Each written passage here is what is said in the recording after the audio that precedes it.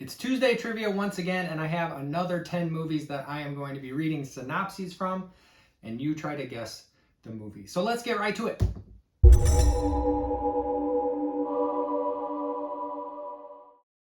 Welcome back, trivia and physical media fans. I have another 10 movies for you this week that I will be reading to you synopses from the Video Hounds Golden Movie Retriever 2021. I'll redact or take out any of the identifying names, places, information, whatever. I'll be taking those out, and you try to guess the movie. If you don't get it from that, that's okay. I will also give you some more clues. I'll give you the year of release. I will give you the top 3 billed cast in reverse order of billing, or maybe if some of them have gotten a little bit more well-known than others, I mix it up a little bit based on that. Then I give you the director, then I give you the answer. I also have fun facts for each of the movies again this week.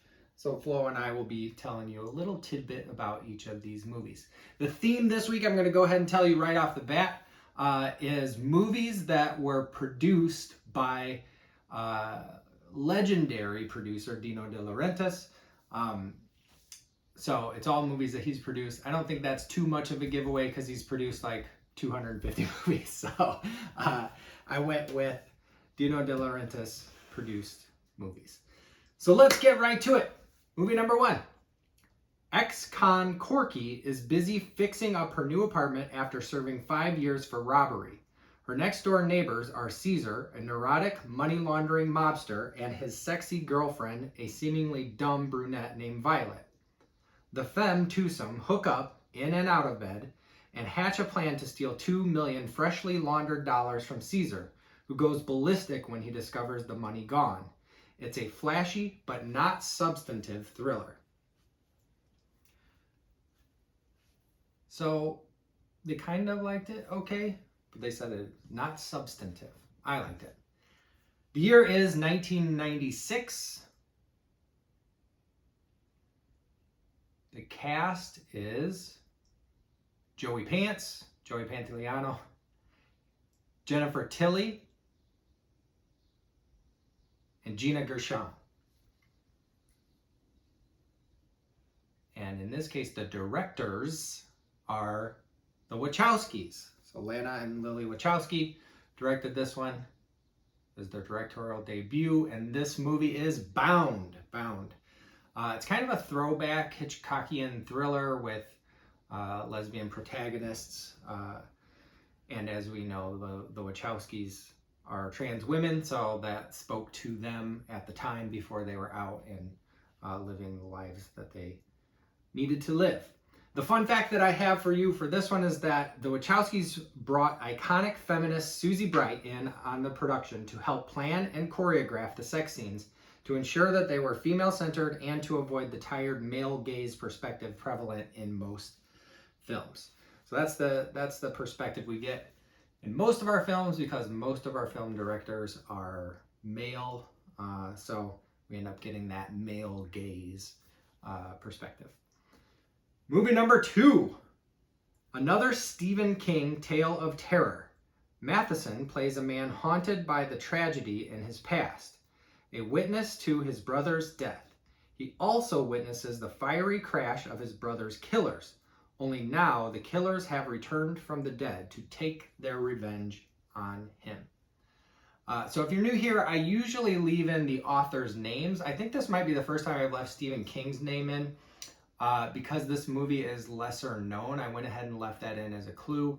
But I usually leave authors' names in to give readers an extra little leg up. If you're a reader, good for you. I'll give you that extra clue. But I often, or almost always, take out Stephen King's name because usually his movies are well known enough that it would kind of give it away. But I left it in for this one.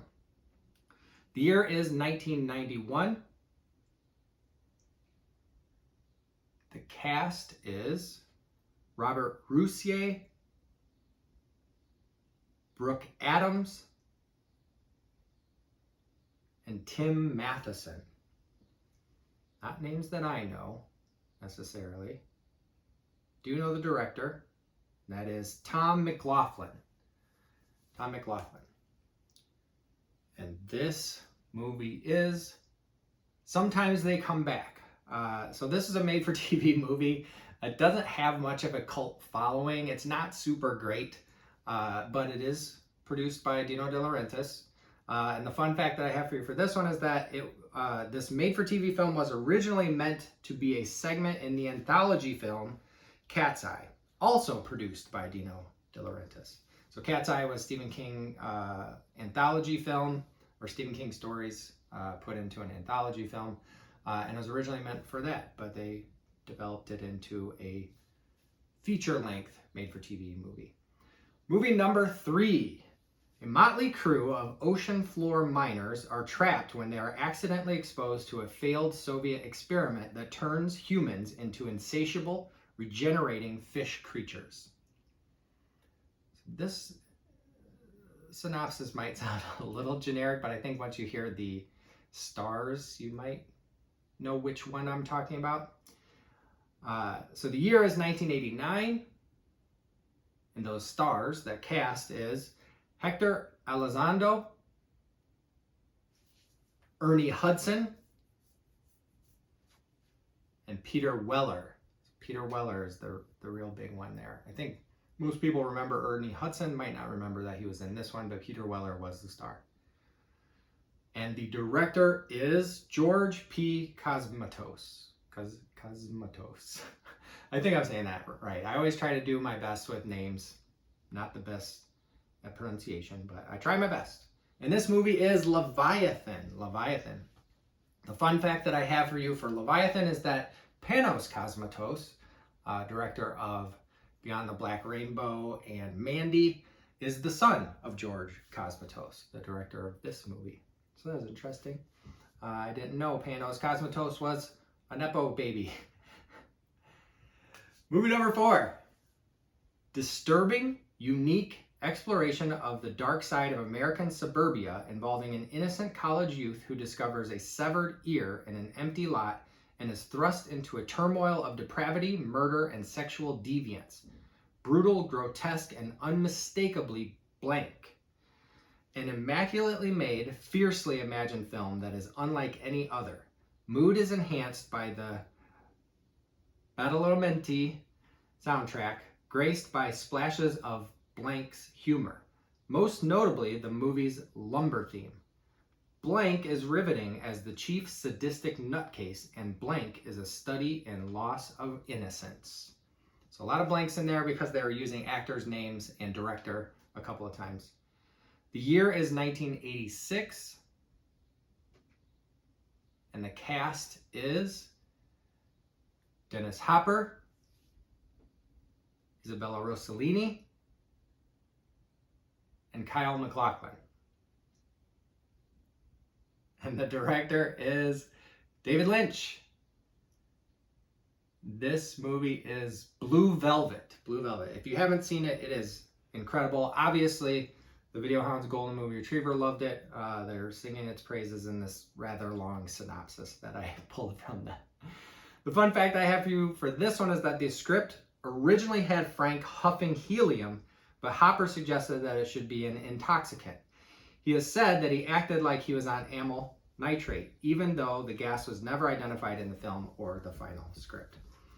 So if you've seen the movie, Frank is an antagonist, a bad guy, and he huffs some kind of gas from a tank, but acts like it might have been amyl nitrate, but it looks more like a nitrous oxide or a helium tank. Okay? Got an itch? Movie number 5. Will retired from the FBI's behavioral science unit after a harrowing pursuit of a serial killer, but he's called back to find a psychotic family murderer. His technique is to match the thought processes of the killer and thus anticipate their moves. Intense thriller based on the novel by Blank, whose most notorious character appears here as well, as Will visits the prisoner to get fresh insights and Blank plays his usual nasty mind games.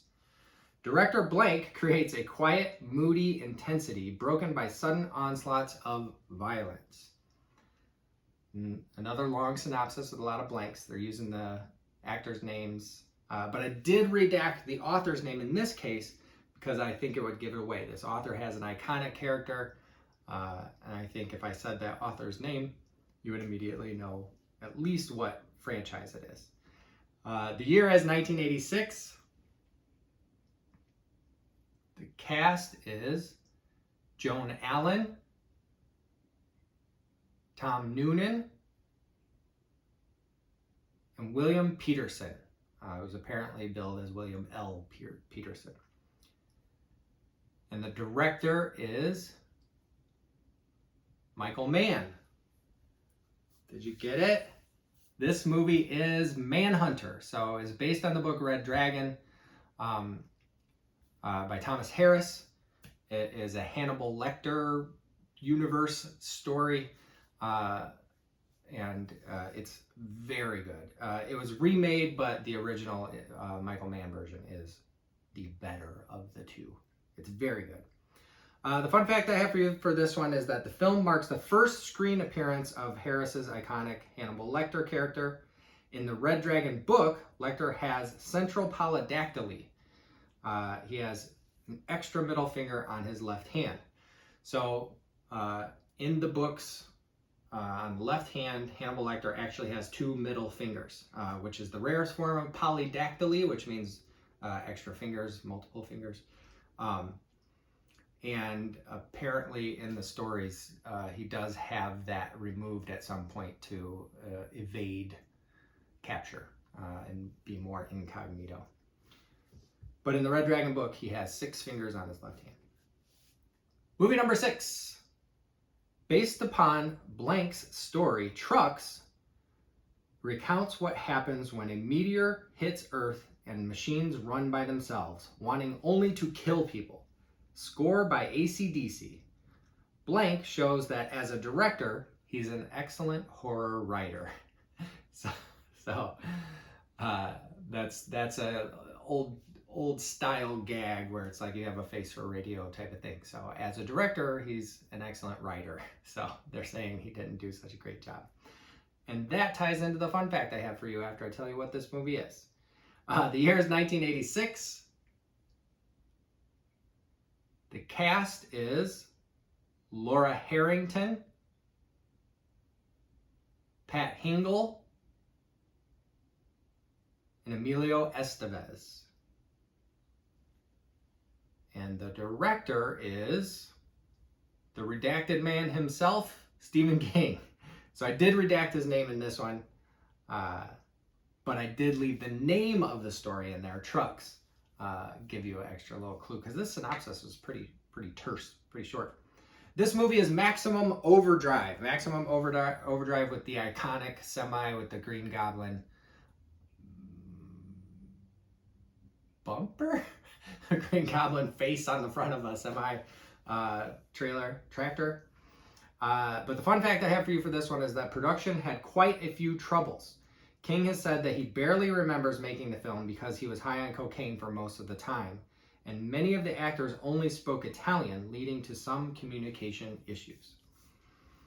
So Stephen King kind of quite famously was very into cocaine for a big part of his career, at least in the 80s, and he said that he was so blasted out of his mind that he barely remembers making this movie. And it is a little janky as far as movie direction goes, but it's fun. I have a nostalgic affinity for this one, and it's goofy fun with Emilio Estevez. Movie number 7. Blank is manipulated by Queen Tamaris into searching for a treasure. In return, she'll bring his love Valeria back to life. On his trip, he meets Blank, who later give him a hand. So it's 2 people who later give him a hand. Excellent special effects, good humor, camp fun, somewhat silly finale. Sequel to the better Blank. So I left some names in there to hopefully help you, because this synopsis really doesn't tell you what goes on in this movie very well. The year is 1984. The cast is Wilt Chamberlain, Grace Jones, and Arnold Schwarzenegger. Maybe that helps you out, especially the Grace Jones. I know Arnold's been in a lot. The director is Richard Fleischer. And this movie is Conan the Destroyer. So this is the PG-13 follow-up to Conan the Barbarian, which is definitely better.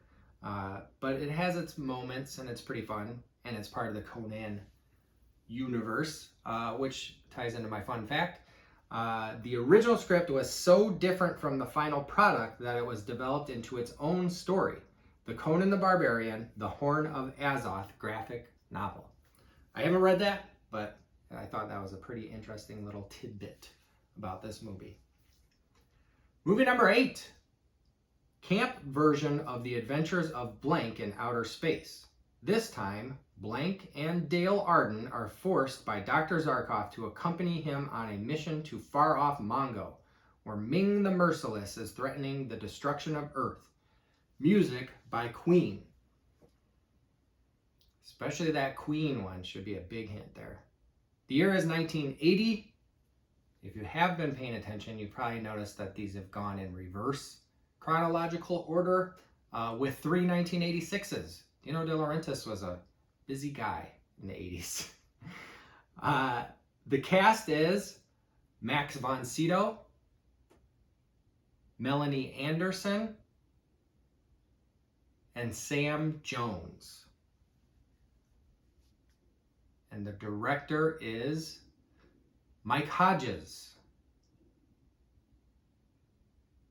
This movie is Flash Gordon. So Flash Gordon, famously, Max von Sydow plays Ming the Merciless, which is a little cringy, but it's a fun, campy, like it says, it's campy adventure movie.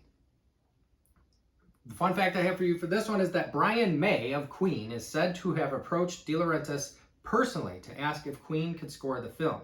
He was a lifelong fan of the Flash Gordon comic. De Laurentiis has said that he didn't know who the band was at the time. But he made the right choice. Queen made some good music for that one. Movie number 9. Ridiculous premise has a killer whale chasing a bounty hunter to avenge the murder of its pregnant mate. Great for gore lovers, especially when the whale chomps Blank's leg off. So instead of using the character name there, they used the actor's name, so I had to redact that one. But the year is 1977. The cast is Bo Derek, Charlotte Rampling, and Richard Harris.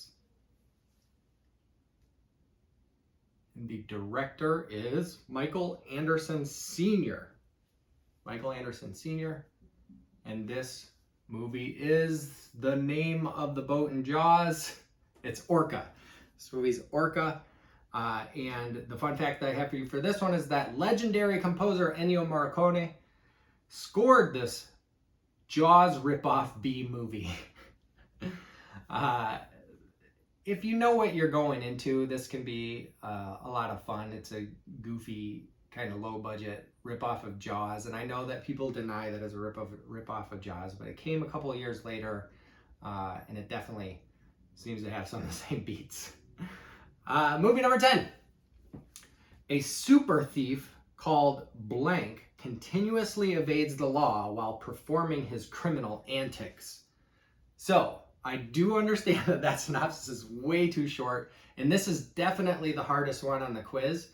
The synopsis comes from the Video Hound's Golden Movie Retriever. That's how short it is in there. But I think once I get through maybe the year, maybe the cast, depending on your knowledge of Italian films, I'm going to give you that one. It's Italian. And then the director, you might be able to get it. So the year is 1968.